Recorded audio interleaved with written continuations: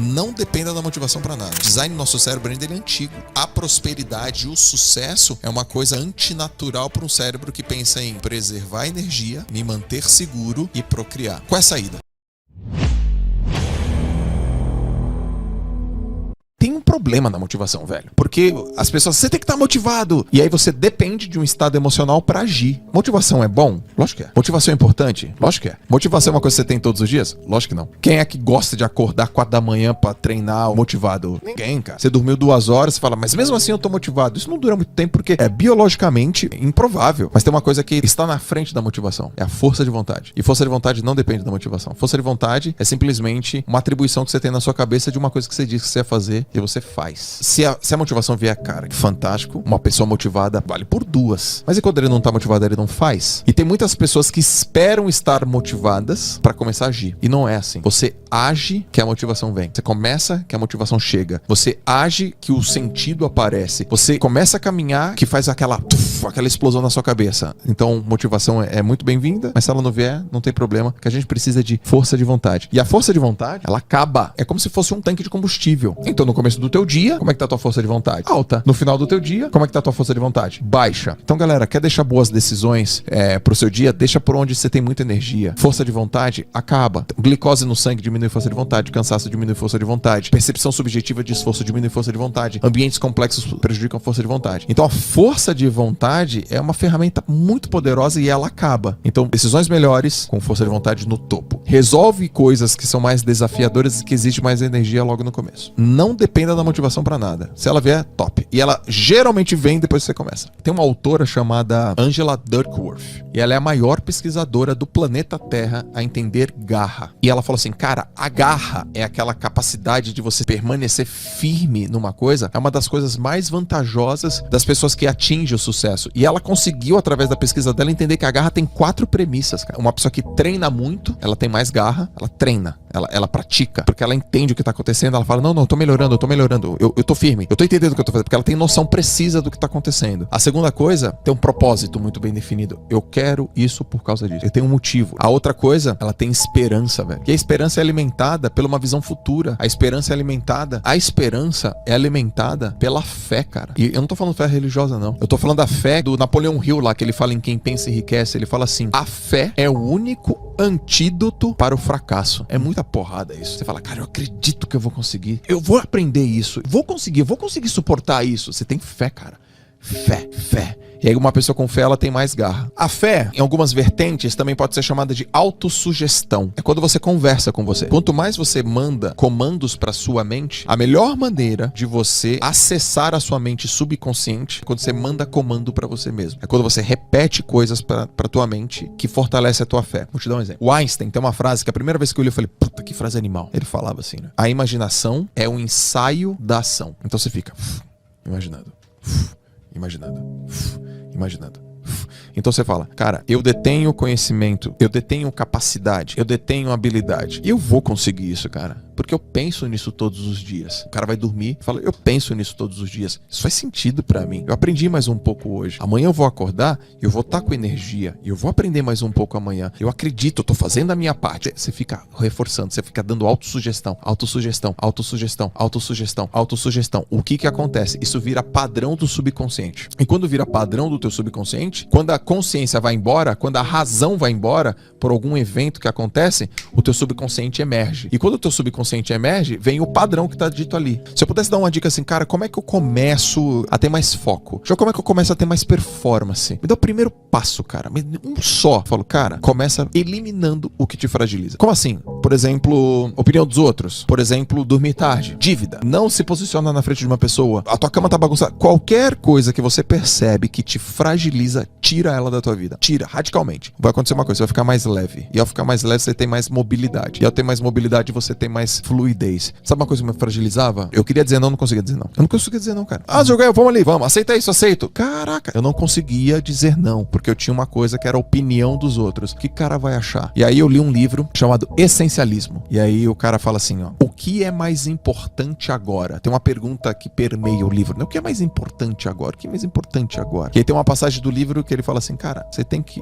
aprender a dizer não. Tudo é não, exceto o sim óbvio. O sim é óbvio, Arthur. O sim é muito óbvio. Não sei. Ao invés de falar não sei, diga não. Ao invés de falar vou pensar, fala não. Porque você já pensou, velho. Aí o cara, tá bom, eu vou pensar. Não, fala não. Se fosse sim, teria dito sim. Né? Ele é óbvio, velho. O sim é óbvio. O sim é muito óbvio. O Steve Jobs tem essa frase, né? Foco é saber dizer não. E aí, como é que vai ser essa chave na minha cabeça? Eu lembrei de um livro que eu li chamado O Empreendedor, do Roberto Justus. As coisas que eu li lá, uma das coisas que mais me pegou foi que ele fala assim: as pessoas me confundem com prepotente. Eu não sou prepotente, eu sou contundente. Eu peguei aquilo pra mim. Quando eu falo não, eu não tô sendo prepotente, eu tô sendo contundente. Isso é uma contundência, é uma certeza tão grande, é uma propriedade tão absoluta do que eu preciso fazer que eu te digo não. E não é nada contra você, não é nada contra você, é a favor de mim. E isso faz você ficar no estado presente e observar aquilo que é verdadeiro, aquilo que é real. Passado não é residência, não tem que morar no passado, mas passado serve de lição pra muitas coisas. A minha sugestão é que a gente fique 70% do nosso tempo, cara, vivendo o presente. E que a gente olhe pro passado uns 10% do tempo. E a gente olhe pro futuro uns 20%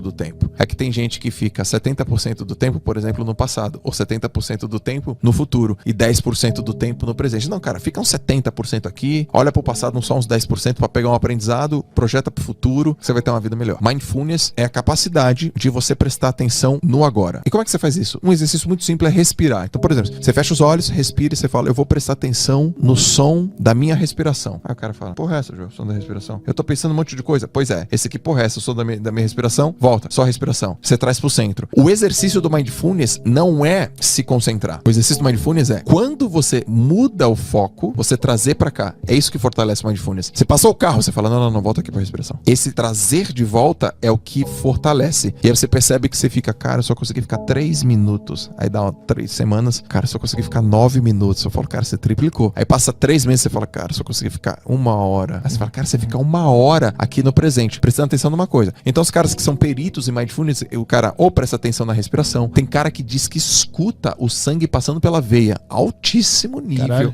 Sabe, esses monges, os caras escutam o sangue passar pela veia. Se vocês prestarem atenção no batimento cardíaco de vocês vão perceber que o tronco treme. O tempo todo tá tremendo, cara. Só que a gente não nota. Mas se você jogar o teu Mindfulness pra cá, você vai perceber que, é verdade. Caraca, como mexe isso? Como mexe? Eu aprendi isso em 2005, velho. E foi isso que me ajudou muito. O que eu fazia? Eu acordava, eu treinava 7 horas da manhã, eu acordava às 5. E aí eu tinha um relógio de ponteiro. Eu dormia com meu irmão no quarto, então eu acordava e não acendia a luz. E aí eu ficava olhando pro relógio, eu falei, só presta atenção no tique. Tique, tique. Primeiro dia, 4 segundos. Depois, 6 segundos. Até um dia que eu fiquei 45 minutos só no tique, tique, tique. Foi o ano que eu fiz o melhor resultado como esportista, cara. O atleta, ele convive no limite de tudo. E é tão no limite porque quando ele ultrapassa, ele lesiona. Só que se ele não chega no limite, ele não treinou bem. Então, muitas pessoas falam assim, pô, você faz as coisas todos os dias, né? Eu queria saber como é que eu faço as coisas todos os dias pra ter consistência. O atleta não é que ele faz todos os dias. E todos os dias não é nada. Ele tem que ir todos os dias. E no máximo ele tem que ir todos os dias. No máximo. Foi assim que eu aprendi. O atleta sai meio chateado quando ele faz 95% de esforço. Ele fala, puta, hoje eu treinei mal. Fiz 95% de esforço. Bota um cara na academia que treinou 95% de esforço. Ele sai de lá gigante. Ele fala, cara, treinei, hein? O atleta não, ele treina 100. Todo dia. 100.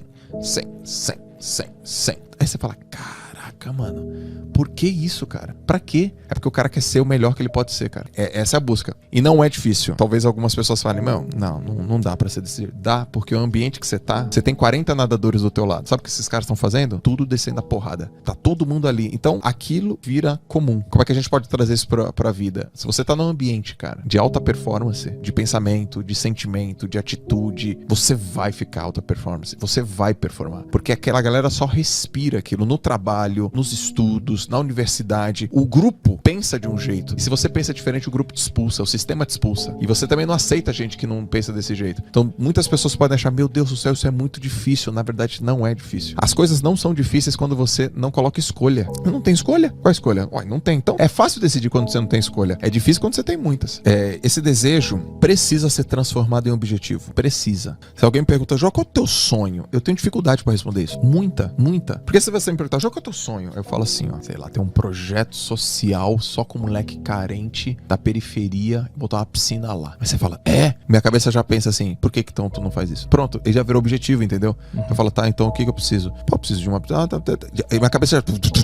Ela já quer transformar o tempo todo isso. Então um desejo, ele precisa ser transformado em objetivo. Então o nosso cérebro, ele foi desenhado nesses milhares de anos para duas coisas: reprodução e sobreviver. A gente só tem que sobreviver, cara, se mantém vivo. E reproduzir aí pra você ter tribo, pra você ser tribal. Porque quanto mais gente junto, mais protegido você fica. Aí não tem mais tigre dente de sabre, não tem mais mamute. Mas o nosso cérebro pensa desse jeito. Então quando você fala sobre prosperidade para um cérebro, cara, vamos fazer um negócio pra ganhar muita grana? Vamos fazer uma coisa realmente que, se a gente arriscar... O cara fala, arriscar? Peraí, arriscar? Como assim arriscar? Eu quero me proteger. Não, cara, mas pô, se a gente fizer isso, se a gente investir, se a gente aplicar, se a gente empreender, pode ser que a gente tenha muita coisa. A ambição quer te jogar pra frente, mas o cérebro fala, não, segura. Então o design do nosso cérebro ainda ele é antigo. A prosperidade e o sucesso é uma coisa meio que antinatural para um cérebro que pensa em preservar energia, me manter seguro e procriar. Qual é a saída? Autoconhecimento. Não tem outra. Porque tem muita gente que procura conhecimento e poucas pessoas procuram o autoconhecimento. Eu vou te dar um exemplo de conhecimento, de autoconhecimento, como poucas pessoas distribuem certo e na ordem certa. Vamos imaginar o seguinte, já deve ter ouvido falar de um livro chamado Pai Rico, Pai Pobre. Sim. Se eu chegar para 100 pessoas e falar assim, quem é que já leu Pai Rico, Pai Pobre? A chance da maioria falar, já li ou já ouvi falar é gigante. Eu já li, porque quando eu quis entender mundo de dinheiro, esse foi um dos livros que foi indicado para mim. Robert Kiyosaki, Pai Rico, Pai Pobre. Quando você começa a ler o livro, você não sabe o que o cara vai falar. Então você não tem o conhecimento. Ao final de 222 páginas, você tem o conhecimento. Não sabia, agora sei. E aí você fica envolvido com aquele livro. Você fala, que livro legal,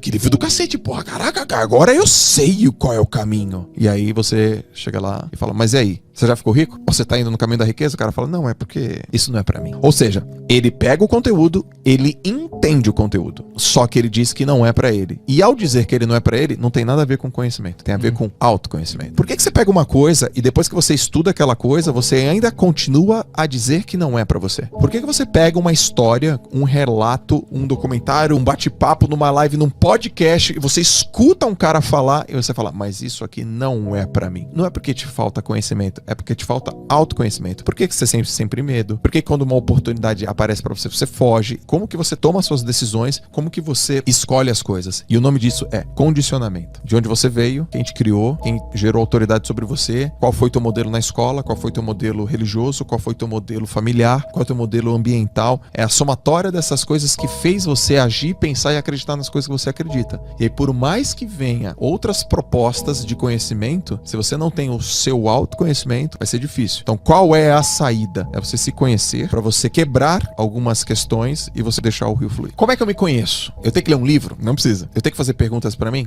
Tem. Você é o que você provavelmente e muito provavelmente apresentou quando você era pirralho. Então, por exemplo, quais coisas você gostava pirralho? Pô, eu gostava de cantar, andar de skate e jogar videogame. Beleza. Quais coisas que te deixavam feliz? Pô, deixar feliz estar com a minha galera na rua, brincando, se divertindo, vendo comédia, comendo pipoca. O que você se interessava? Cara, me interessava por games, me interessava por jogos, me interessava por, sei lá, jogar Banco Imobiliário e War. Esse é você. E aí o que acontece à medida que a gente vai crescendo, a gente vai apagando a gente em prol de um sistema. Não é uma intenção ruim, é uma intenção boa, porque eu quero sobreviver, mas a estratégia não é a melhor de todas. Então quando você sabe quem é você, inevitavelmente, Arthur, você tem que voltar pra sua essência, velho. A tua essência, a tua origem. Quem você é, as coisas que você gostava e que até mais ou menos os 15 anos, cara, ela se apresentou pra você. Eu acredito que eu sou hoje esse cara bem realizado que eu sou um cara muito realizado, 100% realizado na minha vida, porque eu sou mesmo o Joel de quando eu tinha 15. E aí eu consegui plugar no meu trabalho coisas que tem a ver com a minha personalidade. E por que eu sou desse jeito? Por que eu penso desse jeito?